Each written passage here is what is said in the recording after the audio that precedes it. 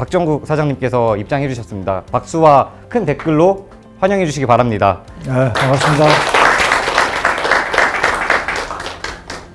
사장님, 오늘이 현대모비스 생일입니다. 그렇죠. 네. 그리고 코로나로 인해서 비대면 활동이 많아지면서 아무래도 이런 활동이 사장님도 올해 들여서는 거의 없었으셨을 것 같은데 처음 같은데? 네, 정기적으로는 거의 주니어 부들을 대면으로 보신 거는 오늘이 처음이죠. 시작 전에 창립기념일 맞이 그리고 이렇게 주니어 부드와 함께 CA와 함께 가지는 시간에 대한 짧은 소감 하나만 부탁드려도 될까요? 네.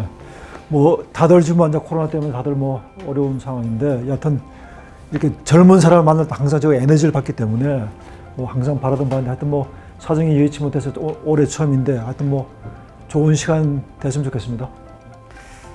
네, 사장님께서 긍정적인 말씀을 해주셔서 오늘 이 자리가 건설적이고 긍정적인 소통의 자리가 될 거라고 저는 믿어 의심치 않습니다. 사장님이 준비해 주신 자료를 공개하기 전에 제가 짧게 자랑 하나만 할게요. 우리 회사의 최고 리더로서 오늘 이 자리를 의미 있고 뜻깊은 시간으로 보내기 위해서 사장님이 굉장히 많은 고민을 하셨습니다. 그래서 실제로 구성원들과 CA와 공유하고 싶으신 자료를 직접 만드셨고요. 그리고 허투루 만드신 것도 아닙니다. 오늘 아침까지도 계속 수정을 하시면서 고민해서 만든 자료시거든요. 그 자료 함께 공유하면서 사장님과 의미 있는 대화를 나눠볼 텐데요. 사장님이 발표해 주시기 전에 저희의 뜨거운 댓글과 박수와 함성이 있다면 더 쉽게 공유를 해주시겠죠? 그러면 사장님을 자리에 모셔보도록 하겠습니다. 제가 시간이 얼마나 걸릴지 모르겠지만 그냥 평소에 제가 생각하고 있던 내용들 아마 작년에 제가 특강하면서 한 일부 내용하고 좀 이렇게 겹칠 수도 있는데 어떤 그런 내용을 말씀드릴 거고요.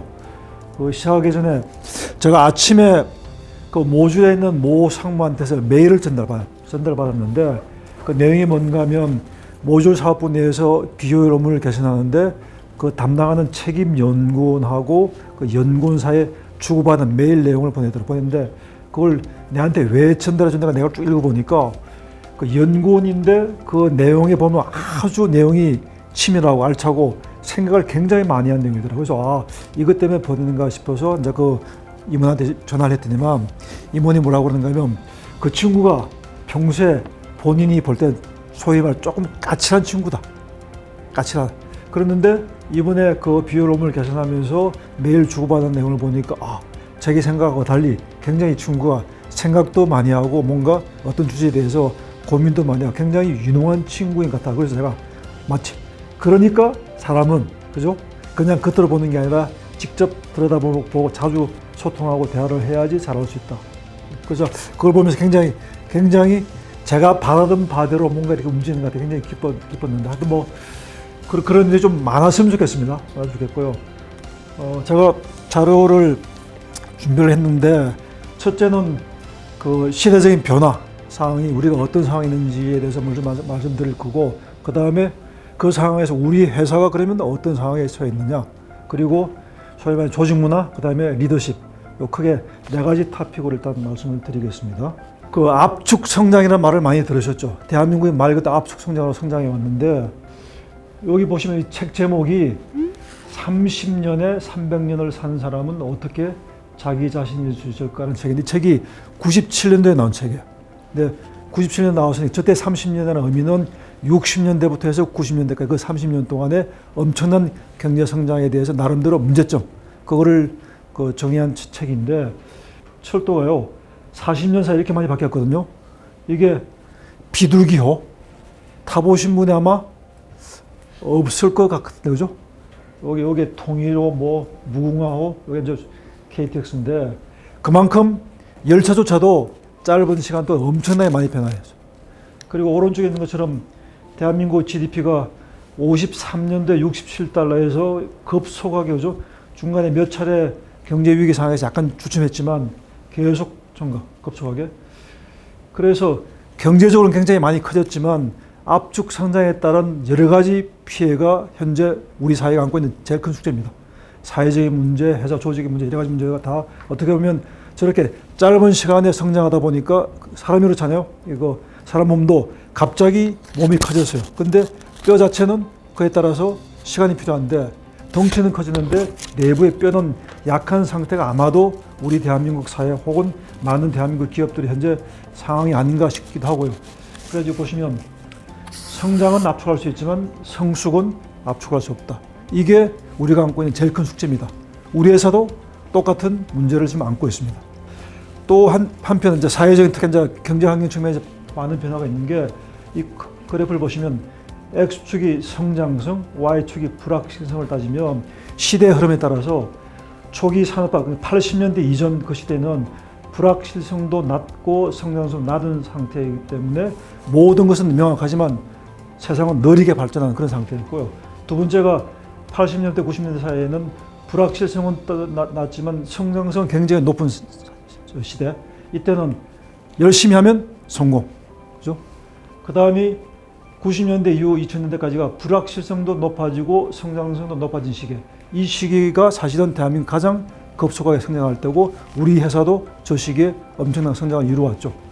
자, 그런데 이제 최근 2000년대 이후 들어왔을 때는 불확실성은 더 높아지는데 성장성 자체는 90년대, 2000년대 사이보다도 훨씬 떨어진 상황. 이게 현재 우리가 처해 있는 가장 어려운 상황입니다. 자, 그래서 이거 제가 작년에 특강할 때 한 말씀드린 적이 있는데 그러다 보니까 과거의 고도 성장기 시대에서 소위 말하는 뷰카 시대를 거치면서 이제는 만성적 저성장 자체가 어떻게 보면 사회적인 노멀 상태가 됐는데 고도 성장기 계속 말씀드렸지만 이 경우에는 우리가 이미 목표를 정확하게 알고 있기 때문에 따라서 이 경우에는 지시나 명령, 평가, 통제가 가장 중요한 관리 수단. 따라서 저걸 잘하는 조직일수록 엄청나게 급속하게 성장한다. 따라서 그런 면에서 대한민국 많은 기업, 특히 현대자동차, 모비스도 그렇고 저 면에서는 타의 추종을 불허했다. 그래서 어떻게 보면 우리가 급속하게 성장했다고 볼 수도 있습니다. 자, 그런데 이제 사회가 바뀌어서 저성장기에 접어들면서는 이제는 이게 통하지 않고 신뢰, 소통, 협력, 공감해서 모두가 같이 머리를 굴려서 어떤 주제에 대해서 같이 해답을 찾는 그 과정을 거쳐야지 답을 얻을 수 있고 그게 없어서는 이제는 조직이 발전할 수가 없다. 그런 상황이고요.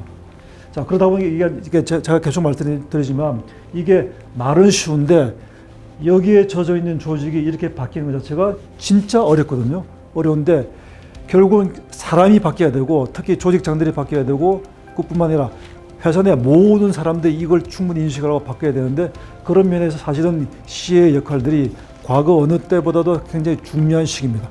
또 한편으로 대한민국 사회의 변화를 크게 네 가지 단계로 본다 치면 첫 번째가 배고픔 시대, 억압의 시대, 민주화의 시대, 이제는 공정성, 투명성이 부족하면 분노하는 시대.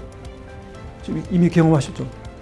대한민국 사회가 이게 엄청나게 지금 현재 심각하게 보이는데 이게 사회적인 특성을 떠나서 회사 내 조직 내에서도 똑같이 적용됩니다. 이게.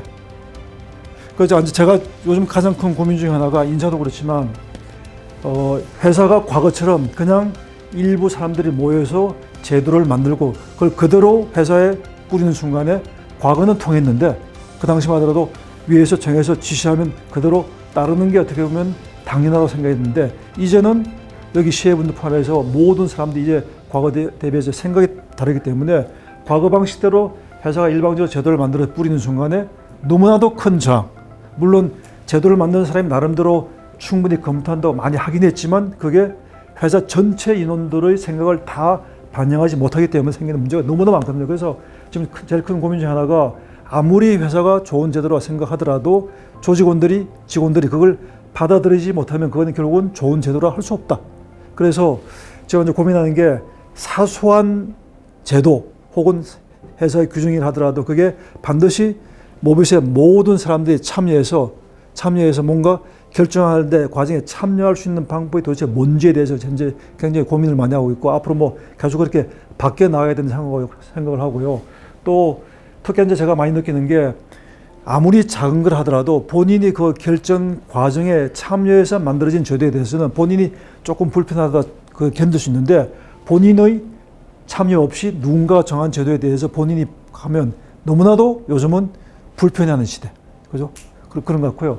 특히 이제 공정성, 투명성은 저거 뼈저리 느끼는데 과거 같은 이제 항상 연말 되면 뭐 고가 평가하는데 이전 같으면 조직장이 임의로 적당히 하더라도 그게 통과했는데 이제는 조직장이 본인이 평가한 직원들에 대해서 정확하게 어떤 기준, 어떤 근거에 했다는 걸 본인이 스스로 정확하게 이걸 밝히지 못하면 사실은 이제는 밑에 직원들이 받아들이지를 못합니다. 근데 그게 또한 풀어야 될 큰 숙제거든요. 숙제인데 앞으로 그렇게 바뀌지 않으면 이제는 회사도 마음대로 어떻게 직원들을 끌고 나갈 수 없는 시대다. 그런 게 이제 큰 숙제지만 저게 당연히 바뀌어야 된다고 생각하기 때문에 앞으로 계속 그렇게 바뀌어 나갈 거라고 생각하고 있고 저도 이제 그렇게 되도록 계속 노력을 할 거고요. 작년부터 해서 여러 가지 제도하면서도 사실은 저런 거에 엄청 많이 부딪혀서 제가 항상 인사 이야기하는 건 이제는 인사가 과거처럼 하면 절대로 안 되고 가능하면 많은 직원들 의견을 받아들이라고 하는데 사실은 물리적으로 워낙 인원 숫자가 많다 보니까 짧은 시간에 모비스 전체 인원들의 의견을 다 받아들이기 굉장히 어렵거든요. 어려운데 나름대로 한다고 하긴 하는데 그게 때로는 일부 직원들은 이게 불만족한 경우가 많기 때문에 그래서 그리고 특히 이제 투명성은 제가 그 브라인드에 대해서 저는 뭐 열심히 보긴 보지만 그렇게 뭐 긍정적인 건 아닌데 그래서 제가 작년에 이야기한 게 아예 그러면 아예 회사 내에 익명의 게시판을 만들어라. 오히려 그래서 회사가 오히려 공식적으로 회사가 만든 그 익명 게시판에 들어와서 불평하는 것에 대해서는 회사가 적극적으로 대응해 주라. 그러면 자연히 브라인드에서 오히려 회사의 공식 게시판에 들어와서 할 거라 했는데 물론 이제 여러 가지 부작용은 많아요. 그러니까 어떻게 보면 저도 가끔 물어보는데 어떻게 모비스에 들어와서 다니는 사람 정도의 그 수준 되는 사람이 사실은 따지면 대한민국에서 지식 수준 따지면 10% 이상 되는 사람들인데 때로는 그 언급하는 내용도 자체가 굉장히 좀 못하면 기대에 미치지 못한 조금 낮은 수준인데 그래서 그런 생각이에요. 어차피 새로운 제도가 정책되려고 그러면 때로는 조금만 이렇게 조금은 부작용이 생길 수 있는데 어차피 모비스에 똑똑한 사람들이라고 그러면 이게 자연히 시간이 지나면 이게 자연히 이렇게 스테빌라이즈 될 거라고 생각을 하고 있고 한때는 그게 굉장히 부정적인 게 많으니까 굳이 없애는 게 좋지 않겠습니다. 의견도 많아서 저는 그럴 필요 없고 어차피 이거는 거쳐야 될 과정을 생각하고 하다 보면 자연히 스스로 정화될 거다. 그래서 지금 그런 과정에 있다고 개인적으로 믿고 싶고 특별히 인사 총무든 여러 조직에 그 게시판에 뜬 내용에 대해서는 반드시 답을 내주라. 답을 해서 나름대로 노력하는데 요즘 조금 군기가 빠져가지고 답을 좀 덜하는 것 같아가지고 조금 푸시를 해야 될 것 같아요. 하여튼 그런 생각 때문에 그런 걸 운영한다는 걸 좀 특히 CEO분들 이해를 해주시고요. 가능하면 그걸 통해서 회사가 잘 인지하지 못하고 있는 그런 문제점들 이런 거를 과감하게 이렇게 지적도 하시고 해주시는 게 그게 결국은 조직을 회사를 위해서 좋은 일이라 생각하시고 더 적극적으로 특히 부정적인 내용도 있으면 이렇게 이야기해 주시면 회사가 오히려 더 그걸 통해서 좋아지는 더 계기가 될 거라고 생각을 합니다. 자, 보시면 이게 현대기아차의 차량 판매량인데 2000년부터 따져서 쭉 엄청나게 성장을 했죠. 특히 2009년 이후부터 해서 급속하게 성장했는데 자, 우리 회사의 판매 액수가 보시면 거의 자동차의 판매량 증가하고 거의 똑같이 성장했는데 데이터를 잘 보시면 아시겠지만 2013년부터 약간 정책이 이미 접어들었었거든요.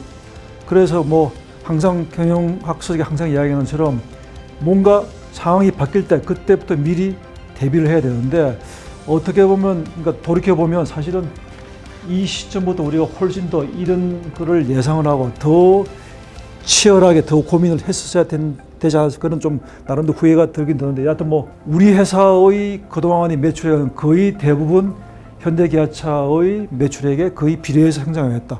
그게 지금 큰 고민인 게요. 현대기아차 성장에 따라서 어떻게 보면 우리는 그 뒤에 숨어서 그냥 쉽게 성장할 수 있었기 때문에 굉장히 편했는데 지금 자동차가 주춤하니까 당연히 그 모든 임팩트가 우리한테 바로 100% 다 영향을 미치거든요. 그래서 앞으로 우리가 살 길은 물론 현대기아차에 의존하는 건 당분간 할 수밖에 없을 거라 보긴 보지만 가능하면 역설적이지만 현대기아차에서 가능하면 탈피하는 게 결국은 장기적인 특히 여기 계신 CEO분들 앞으로 10년, 20년 뒤 계속 성장하는 회사 다니게 하려고 그러면 그게 필수라고 보거든요. 그래서 소위 말하는 난 캡티브 마켓을 개척하는 게 그 어느 때보다도 중요하다. 현재 우리 회사 매출액의 거의 90% 이상이 현대기아차에 의존하고 있는데 그 포션을 점점점 늘려나가서 최소한도 가능하면 30% 40% 이상은 빨리 HKMC 물량 이외 다른 OE의 물량을 빨리 우리가 투자하는 게 그게 진짜 회사의 장기적인 미래에 굉장히 중요합니다. 요즘 뭐 특히 이제 연구소 여러 부분에서 뭐 원가 개선돼서 나름대로 굉장히 고생을 많이 하는데 굉장히 간단한 진리지만 굉장히 지금 어려운 게 보십시오. 자, 어떤 이익은 가격, 어떤 제품의 가격의 판매량, 곱한 총량에서 결국은 든 비용을 뺀 게 결국 회사의 수익이지 않습니까? 가격, 워낙 경쟁이 치열해지기 때문에 과거처럼 가격을 계속 올릴 수가 없습니다. 특히 완성차의 경우에 계속 치열한 경기 때문에 가면 갈수록 부품업체의 가격을 떨어뜨리려 원하기 때문에 저거 자체가 올라갈 일이 별로 없거든요. 가격 그렇죠. 그 다음에 판매량, 현대기아차 물량 800만 대, 1000만 대 올라가려고 지금 그죠? 주춤하고 있죠. 저게 앞으로 공유경제 기타 등등 여러 가지 상황 따지면 지금보다 더 판매가 늘 거라고 전혀 예상을 할 수가 없습니다. 오히려 더 줄어들 거다. 그죠? 따라서 이것조차도 점점 네거티브한 쪽으로 가고 있죠. 자, 그러면 자, 수익을 내려면 결국은 비용을 줄이는 수밖에 없다. 비용을 그죠? 비용. 그게 이제 설계원 같은 여러 가지 다 들어가겠지만, 근데 다들 이제 실무를 해보셨으면 아시겠지만 이거 줄이는 게 쉬운 게 아니거든요. 그런데 답은 이걸 얻으려면 저거밖에 없다. 그게 우리가 안고 있는 숙제인데, 자, 근데 이제 제일 큰 고민이 이겁니다. 우리가 상대적으로 선진 부품업체 대비해서 제품 개발이 굉장히 많이 늦죠. 늦다 보니까 똑같은 제품을 내서 MDPS라는 제품이 있다. 그러면 우리하고 상대는 이미 뭐 만두만 하더라도 우리보다 훨씬 몇 년 전에 했기 때문에 같은 제품의 성능이라 하더라도 이미 앞서 개발하다 보면 그 업체들은 이미 고정비 자체가 이미 감가상각이 이미 들어가 있고 초기 투자비가 이미 줄어든 상황이기 때문에 동일 시점에 따지게 되면 우리가 가격 경쟁력이 게임이 안 돼요. 이게 당연히 우리는 R&D 비용도 높죠. 인건비 부담도 크기 때문에 따라서 초기 고정비 많이 들고 가다 보니까 그걸 그대로 반영해서 자동차의 수주에 딱 들어가게 되면 만도 포함해서 글로벌 업체하고 하게 되면 가격 경쟁력이 없어요. 그게 큰 숙제거든. 숙제고 그래서 앞으로 어떻게 풀 거냐가 사실은 저도 그렇고 많은 조직자들 풀 제일 큰 숙제 중에 하나고, 또 다른 문제가 글로벌 업체들 콘티, 보쉬, 뭐 덴수 이런 데 대비하고 우리가 제일 큰 숙제 중 하나가 소위 말하는 그 스케일 자체가 우리가 작아요.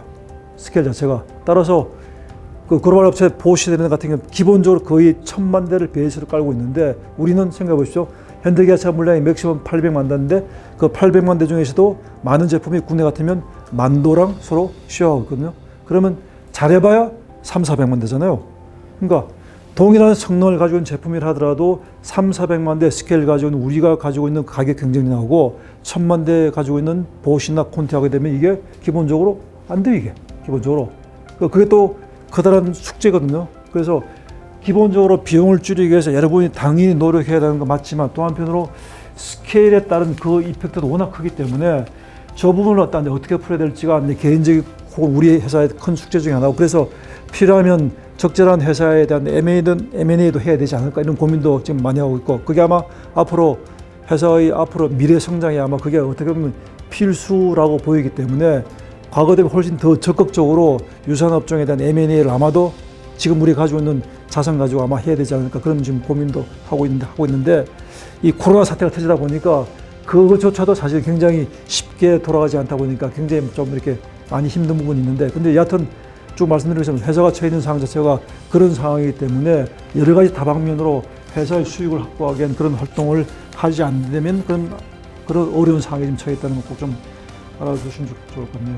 자, 그 다음에 또 다른 숙제. 여기 속된 말로 소위 말하는 군대 문화.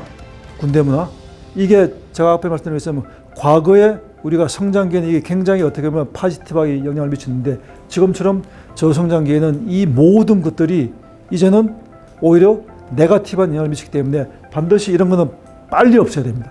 빨리 없애야 됩니다. 물론 지난 1, 2년 사이에 많은 조직자들이 노력을 해서 과거보다는 많이 좋아졌다 하긴 하지만 여전히 제가 볼 때는 여전히 곳곳에 특히 상층부는 제가 계속 이렇게 이야기를 하니까 조금은 변화가 있는데 여전히 중간 관리자 또는 뭐 여러 군데 소위 말 우리 눈이 잘 미치지 않는 여러 조직에 여전히 과거의 행태가 여전히 남아있는 것 같아가지고 그걸 어떻게 하면 빠른 시간 내에 빨리 바꾸느냐가 그게 제가 안고 있는 제일 큰 숙제입니다. 그래서 이제 그게 바뀌지 않으면 회사가 앞으로는 성장 발전할 수가 없다. 그죠? 또 그 이유가 생각해 보십시오. 이전처럼 패스트 팔로워 답이 딱 정확할 때는 모두가 열심히만 뛰면 되는데 이제는 보십시오. 다 모든 회사들이 수준이 다 비슷비슷하게 올라가 있는데 따라서 제품에 대한 경쟁력 확보하려고 그러면 누구보다도 새로운 아이디어 가지고 뭔가 이렇게 특출한 그런 제품을 만들지 않고는 이제는 살아남을 수가 없거든요. 그러려면 결국은 그런 아이디어를 내는 결국은 직원들 한 사람 한 사람의 아이디어에서 나와야 되기 때문에 따라서 한 사람 한 사람의 생각 아이디어가 그만큼 과거보다 훨씬 소중해지는 거죠. 그러니까 과거처럼 그냥 무조건 시키면 시킨 대로 해가 그게 정답이 아니고 이제는 각자의 의견이 서스럼없이 막 발현되고 그게 실제로 우리 업무에 바로 반영되도록 그렇게 하는 게 결국은 우리 회사가 살 길이다. 이런 것들이 빨리 없어져야 됩니다. 없어야 되고 특별히 여기 보시면 조금 오해할 수 있는 게 여기 보면 겉면 성실 있죠. 저게 과거에는 저게 굉장히 소위 말 회사에서 조직 생활하면서 저게 굉장히 큰 덕목이죠. 아, 저 친구는 성실해. 그런 막 진급도 잘하고 했는데 저게 지금 시대에는 저게 잘 안 맞습니다. 겉면 성실하다 보면 잘못하면 회사를 망칠지도 모른다. 성실이라는 성자가 한자로 뭐 아시는 거 보면 저게 말씀 언변에 이룰 성자거든요. 그래서 성실의 원래 의미는 영어로 따지면 인테그리티인데 저 말은 말한 대로 이룬다. 따라서 언행일치. 저게 성실이거든요. 성실. 근데 대체로 우리가 성실하게 되면 아, 그 친구 성실해 그러면 뭡니까? 이미지가 토요일도 나와서 일하고 집에 일요일도 일하고 이런 사람 성실이라고 하는데 그게 이제는 안 통해요. 재택근무하면서 느낀 게 이제는 모든 조직장들이 일하는 시간이 양하고 성과 아웃풋하고 직결된다는 생각을 버려야 되거든요. 그걸 버려야 됩니다. 그러다 보니까 그 불안한 조직장은 재택근무하는 직원들한테 수시로 시간별로 계속 전화한다고 그러더라고요. 왜 하냐니까 일 잘하는 확인하려고. 아, 그러면 이게 그런 자세 가지고 하면 재택근무 의미가 없어요. 의미가 없어요. 이런 문화가 없어져야 되는 게 이게 어떻게 보면 필수, 맨더토리한 사항이다. 그래서 CA들의 역할이 그만큼 중요합니다. CA 한 분 한 분이 나름대로 올바른 생각이 어떻게 보면 회사를 살릴 수도 있습니다.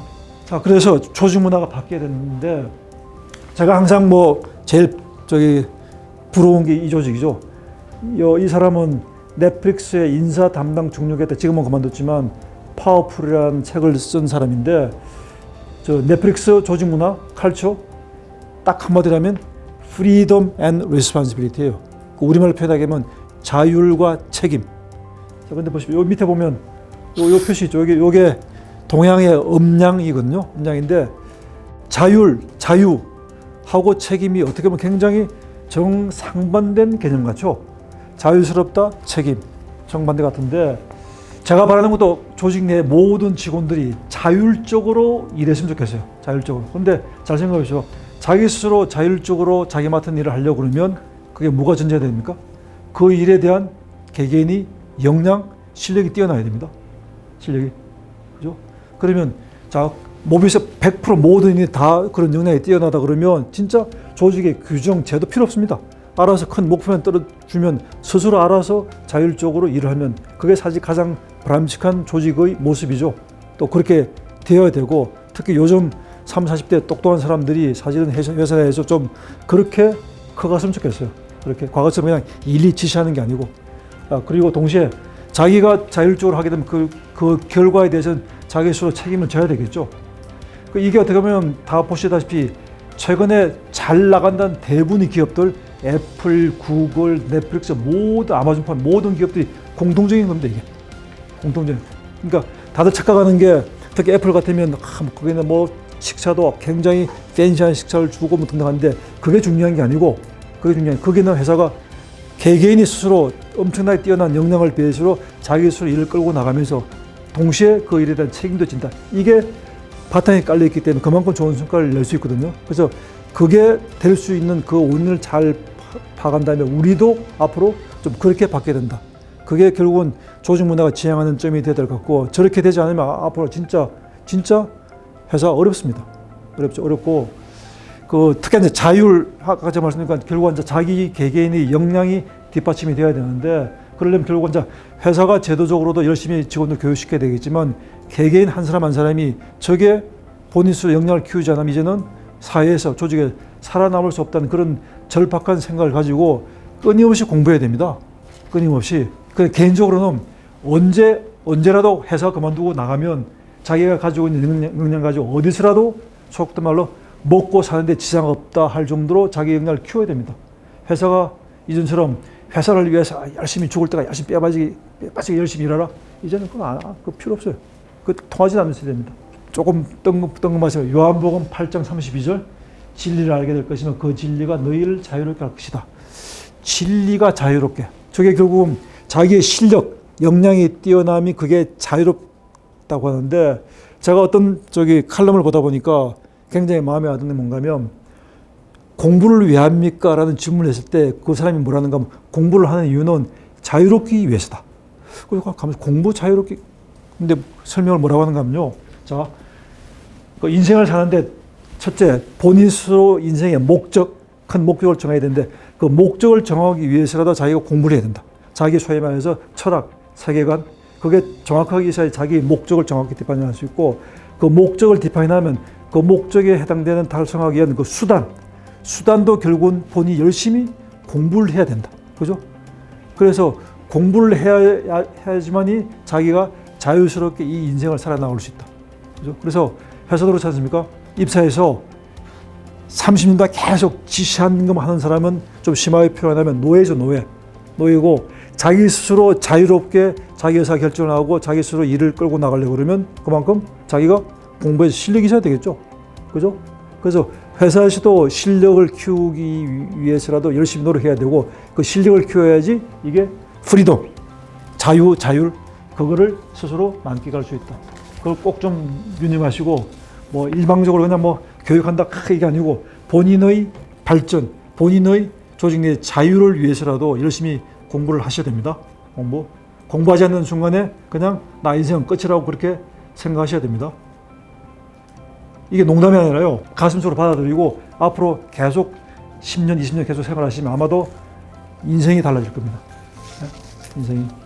세상에 공부할 게 없어서 공부 못하는 건 아니죠. 공부할 거 엄청 많습니다. 인터넷에 모든 정보가 다 있으니까, 그죠? 하여튼 자율과 책임, 그 전제 조건은 필히 개개인의 역량, 따라서 끊임없는 본인의 노력, 공부가 뒷받침이 되어야 된다.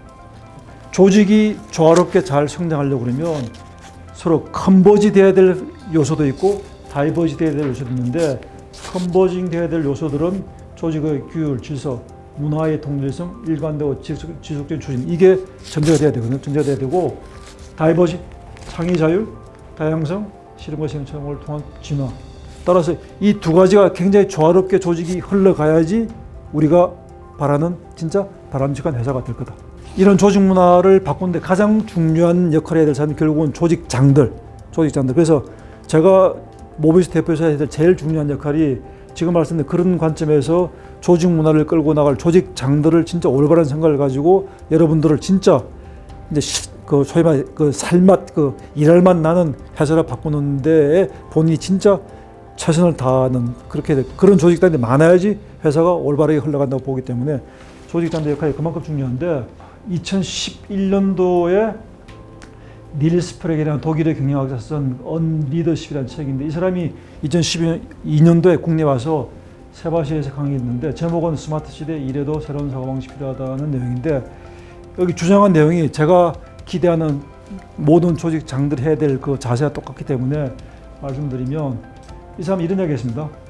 지금 모든 기업들이 현재의 운영 시스템 자체의 기본이 미국의 테일러가 1911년도에 Principles of Scientific Management에서 언급한 내용 가지고 지금까지 회사가 운영되고 있다. 그게 뭔가 하면요.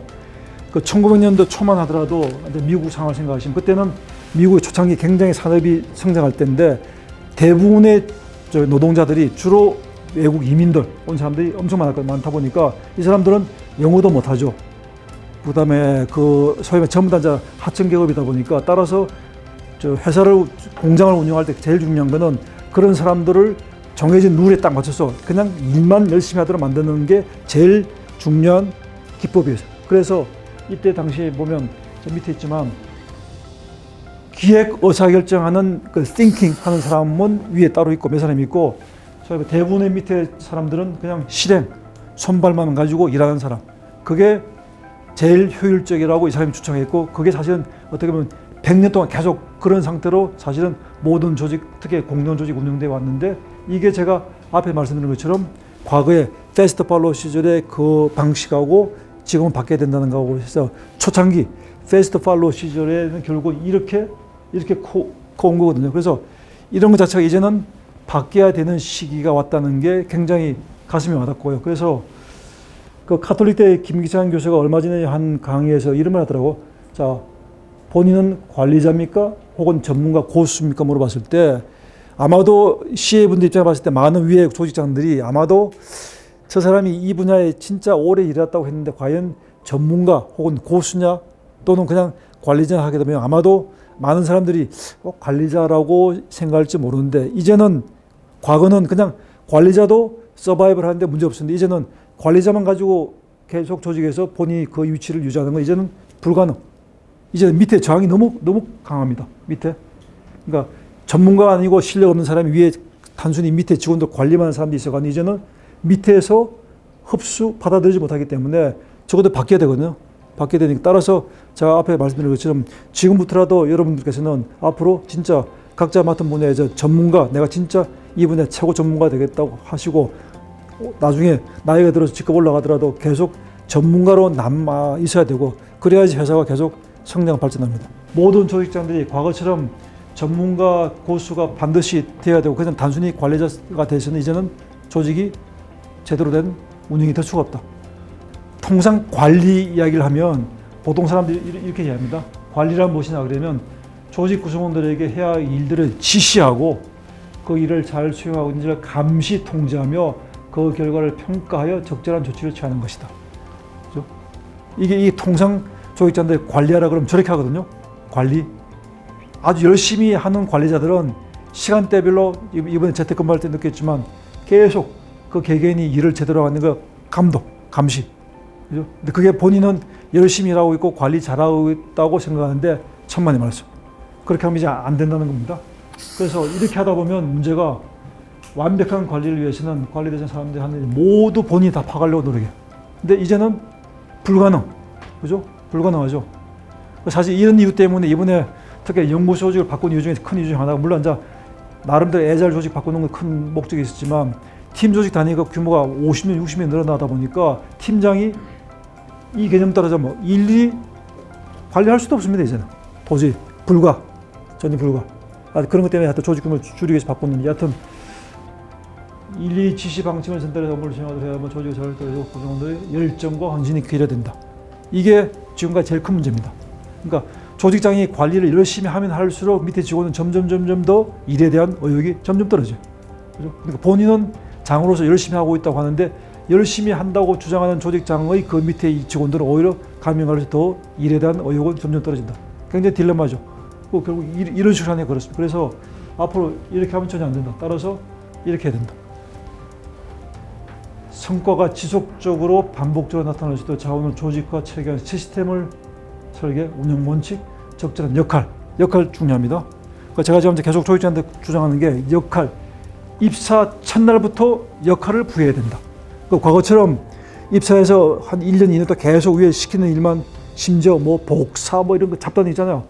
그게 과거에는 어떤 생각이 나면 당연히 훈련 위해서 그렇게 시키는 거 당연히 했는데 그게 이제는 그렇게 하면 안 됩니다. 그러니까 어차피 모브 14살 정도 같으면 굉장히 똑똑한 사람들이기 때문에 이미 준비가 되어 있다 생각하고 입사하면 첫날부터 본인이 역할, 자 이거는 누구누구 담당, 그죠? 이거는 당신이 책임지고 결정. 그러면 위에서 오케이 하면 그대로 그렇게 했는데 사실은 제가 특히 이제 여기 인사 조직은 없죠. 인사 조직은 처음부터 그걸 계속 강조했거든요. 특히 회사가 지금 여러 가지 어려움이 있지만 인사가 제일 중요하다. 인사가 올바른 사람 잘 뽑고 제대로 잘 진급시키고 이렇게 하면 회사가 잘 흘러가는데 지금까지는 그게 굉장히 문제가 많았다. 그리고 특히 이제 조직 문화와 연계돼서 똑똑한 사람 열심히 뽑아서 배치시켜서 그 사람을 소위 말해서 아주 저급한 일을 시켜. 그러면 이게 엄청 비효율입니다. 똑똑한 사람이 걸맞게 그에 걸맞는 일을 줘야 되는데 똑똑한 사람 뽑아서 저급한 일을 시키면 처음에는 굉장히 좌절하죠. 야, 내가 좋은 대학교 나와서 열심히 공부해서 모비스라는 데 입사했는데 어떻게 내가 이런 일을 하지 하다가 좌절하다가 머리가 너무 좋은 사람은 오케이, 이 조직은 이렇게 마음을 비우고 시키는 것만 마음 비우고 하면 편하게 사네, 이게 딱 젖어들면 그 다음에 그 사람은 안 바뀌어요. 근데 그게 얼마나 개인적으로도 불행하고 조직도 낭비입니까, 그죠? 그런 일은 없어야 된다고 생각하기 때문에 일단 입사 초기부터 바로 역할을 주고, 역할을 주면 다들 똑똑한 사람들이기 때문에 자기 스스로 그 역할에 걸맞게 본인이 고민하다 보면 성장 속도가 엄청 빠릅니다. 엄청. 그러니까 그렇게 일을 시키면 6개월, 1년 만에 그 업무에 대해 자기가 나름대로 전문성을 가지고 할 수 있다고요. 그래서 인사 몇몇 친구도 그렇게 해보니까 담당자가 그냥 1년 사이에 자기가 그거에 따라 담당이고 네가 결정해, 그렇게 역할을 주니까 엄청 성장해요. 그래서 이게 앞으로 모든 조직이 추구해야 될 방향이다. 그래서 반드시 본인이 역할을 주고 그 역할에 걸맞게 권한도 주고 그 권한에 따른 책임도 물론 본인이 확인해야 되지. 일단 권한을 주면서 이제는 위에서 정하는 게 아니고 그 담당자 역할, 이제는 직급이 중요한 게 아닙니다. 역할, 직급이 중요해요. 역할, 그 역할에 걸맞게 회사가 일을 주고 그 역할이 제대로 실천될 수 있도록 그렇게 밀어주는 게 그게 가장 중요한 것 같습니다. 그래서 하여튼 이렇게 바뀌어야 된다고 보고요. 제니퍼 소프트라는 회사가 있는데 몇 년 전에 제니퍼 소프트 회사에서는 하지 말아야 될 일이 33가지가 쭉 나와 있는데 이게 쭉 보십시오. 쭉 읽어보시면 여전히 지금도 굉장히 뭐라고 하나 따라가고 싶은 내용들이 많고, 물론 회사가 거의 완전 이렇게 많이 따라가고 있는데 보시다시피 1번 쭉 읽어보십시오. 보시다 보면 4번 퇴근할 때 눈치 보지 마세요. 당당하게 퇴근하세요. 요즘 저렇게 하고 있나 모르겠네요. 저렇게 하고 있죠 요즘. 어때요? 안치 안 보여? 저게 작년만 하도 저렇게 하러 걸면 그래도 뭐 윗분이 남아 있는데 뭐 그러는데 이제는 그 눈치 보기 필요 없는 것 같아요. 그죠? 9번에 보십시오. 타인에게 휘둘리지 마시오. 내 인생의 주인공은 나다. 자기 인생의 주인, 자기가 되려고 그러면 자기 나름대로 굉장히 본인의 철학, 인생관, 그 다음에 그 업무에 대한 역량이 뛰어나야 되겠죠. 저거 없으면 아까처럼 말씀드린 것처럼 결국은 위 사람 시킨 대로 할 수밖에 없는 노예, 그죠? 노예 생활하다 평생 하다 죽을 수는 없잖아요, 그죠? 여러 가지 쭉 이야기죠. 뭐 회의 중에 침묵하지 말라는 등등등, 이 모든 것들 굉장히 제가 우리 회사도 이렇게 됐으면 좋겠다는 내용인데 제일 가슴에 와닿는 제일 밑에 겁니다. 33번. 회사를 위해 희생하지 마세요. 당신의 삶이 문제예요. 그죠? 개개인이 행복하고 자기 역량을 100% 발휘할 수 있어야지 그게 모여서 회사가 좋은 성과가 내는 거지. 개인이 불행한데 회사가 아무리 뭘 하더라도 이게 이제는 그게 안 통하거든요. 그러니까 과거에 성장기에는 그게 통했습니다. 왜 그런가? 목표가 크리하니까 그냥 열심히 몸으로 때우면 됐는데 이제는 그게 정답이 아닙니다. 이제. 그죠? 하여튼 모비스 모든 사람들이 저렇게 본인의 삶의 질을 높이고 본인의 역량을 키우기 위해서 좀 어떻게 표현하면 회사를 이용해 먹어야 된다. 거꾸로 회사에서 열심히 일해서 본인이 역량을 키웠다 그러면 더 역량에 걸만 더 좋은 회사에 있으면 가는 것도 박수치고 환영해야 될지 모릅니다. 이제는 열심히 하는 게 중요한 게 아니고 짧은 시간 내에 하더라도 본인이 자기 역량을 100% 이상 발휘해서 좋은 성과를 내는 게 그게 결국은 회사의 효율성이 더 높은 거거든요. 이제는 그렇게 마인드가 바뀌어야 되고 하여튼 조직자들 저도 그렇지만 하여튼 그렇게 바뀌어야지 있는 기간 동안에 본인 스스로 진짜 100% 150% 역량을 발휘해서 좋은 성과 내는 게 그게 회사가 가야 될 방향 또는 아마 모든 사람들이 해야 될 방향이라고 생각합니다. 자, 마지막으로 오프라 윈프리 작년 어느 모임에서 이런 얘기 했는데 사람은 누구나 인정받고 싶어 한다. 저도 인정받고 싶어 하거든요. 저도 뭐 하다가 누군가가 밑에 직원이 그럼 굉장히 좋습니다. 저도 뭐 신나죠. 그죠? 그러니까 누구나 인정받고 싶어 하고 다른 사람에게 긍정적 영향을 미치고 싶어 합니다. 우리가 이 일을 하는 일도 여기에서 크게 벗어나지 않습니다. 어떤 분야 또는 어떤 자리에 있든 일을 통해서 가장 당당하고 진실된 위대한 자신을 맞을 수 있기 때문입니다. 그죠? 이런 면에서 저는 사실은 그 소위 말해 5라벨 있잖아요. 워라벨이 어떻게 보면 역설적으로 생각하게 되면 사실 워크 라이프 밸런스라는 게 가만 생각하시면 그게 좀 말이 안 맞아요.